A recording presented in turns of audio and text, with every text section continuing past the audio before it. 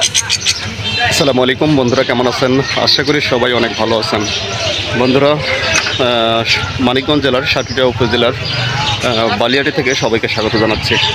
বন্ধুরা, বালিয়াটি এসেছিলাম জমিদার বাড়ি দেখার উদ্দেশ্যে। বালিয়াটি জমিদার বাড়ি দেখার উদ্দেশ্যে এই জমিদার বাড়ির গোড়াপত্তন শুরু হয়েছিল 1900 শতকের দিকে। তো চলুন আপনাদের বিস্তারিত জানিয়ে দিই, দেখতে থাকুন।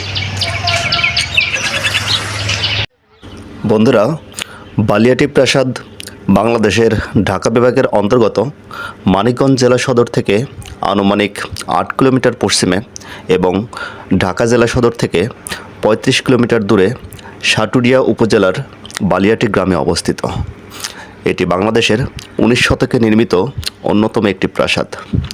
একে বালিয়াটি জমিদার বাড়ি বা বালিয়াটি প্রাসাদও বলা হয়। মোট 7টি স্থাপনা নিয়ে এই জমিদার বাড়িটি অবস্থিত।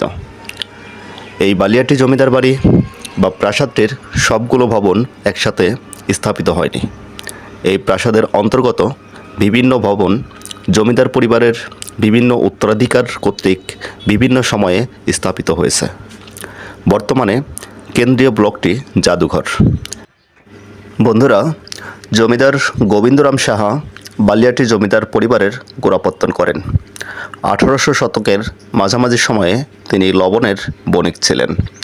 জমিদার পরিবারের বিভিন্ন উত্তরাধিকারের মধ্যে কিশোরীলাল রায় চৌধুরী, রায়বাহাদুর হরেন্দ্র কুমার রায় তৎকালীন শিক্ষাখাতে উন্নয়নের জন্য বিখ্যাত ছিলেন।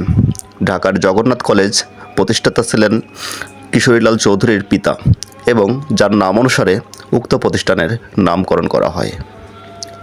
বালিয়াটি জমিদার বাড়ি নামে পরিচিত এই প্রাসাদ চত্বরটি প্রায় 16,554 বর্গমিটার জমির ওপর ছড়িয়ে থাকা 7টি দক্ষিণমুখী দালানের সমাবেশ। এই দালানগুলো খ্রিস্টীয় মধ্য ঊনবিংশ শতক থেকে বিংশ শতকের প্রথম ভাগের বিভিন্ন সময়ে জমিদার পরিবারের কয়েকজন সদস্যের দ্বারা নির্মিত হয়েছিল। সামনের 4টি প্রাসাদ ব্যবহৃত হতো ব্যবসায়িক কাজে, আর এই প্রাসাদের পিছনের প্রাসাদকে বলা হয় অন্দরমহল, যেখানে জমিদাররা বসবাস করতেন। বালিয়াটি প্রাসাদ বাংলাদেশে 19 শতকে নির্মিত রেনেসাঁধর্মী স্থাপত্য কৌশলের অন্যতম নিদর্শন। এই বিশাল প্রাসাদটি 20 একরের চেয়ে বেশি স্থান জুড়ে অবস্থিত। আসলে এই প্রাসাদটি একই রকম দেখতে, কিন্তু 5টি স্বতন্ত্র ব্লকের সমন্বয়ে গঠিত, যার সর্বপূর্ব দিকের একটি ব্লক ব্যতীত বাকি 4টি ব্লক এখনও বিদ্যমান। বর্তমানে 4টি ব্লক আছে, যার মধ্যে মাঝের 2টি ব্লক, যার একটি দ্বিতল বিশিষ্ট এবং আরেকটি টানা বারান্দা বিশিষ্ট, যা 3 তলা বিশিষ্ট। এই প্রাসাদের 4টি ব্লকের পিছন অংশে 4টি আলাদা অভ্যন্তরীণ ভবন বা অন্দরমহল আছে। উত্তর দিকে কিছু দূরে অবস্থিত পরিত্যক্ত ভবনটি হল বহির্মহল, যা কাঠের কারুকার্য সম্পন্ন, আর এই ভবনে প্রাসাদের চাকর বাকর, গাড়ি রাখার গ্যারেজ এবং ঘোড়াশাল ছিল বলে ধারণা করা হয়। এই বিশাল প্রাসাদটির চারপাশ সুউচ্চ দেওয়াল দ্বারা পরিবেষ্টিত।